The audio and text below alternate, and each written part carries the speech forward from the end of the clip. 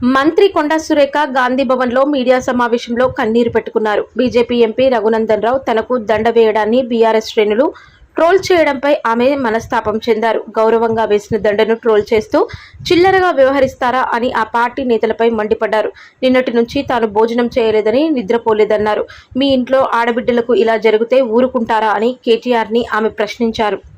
మనం అందరం కూడా గుర్తించాల్సిన అవసరం ఉన్నది.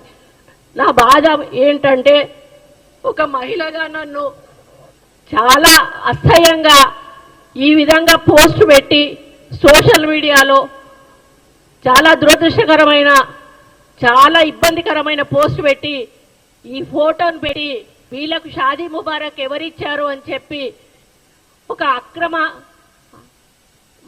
గురించి చాలా అవమానపరచడం నాకు చాలా బాధను కలిగిస్తూ ఉంది. నిన్నటి నుంచి కూడా నేను అన్నం తినలేదు, నిద్రపోలేదు. ఒక మహిళగా ఈరోజు వాళ్ళ ఇంట్లో తల్లులు ఉన్నారు, చెల్లెళ్ళు ఉన్నారు, బిడ్డలు ఉన్నారు.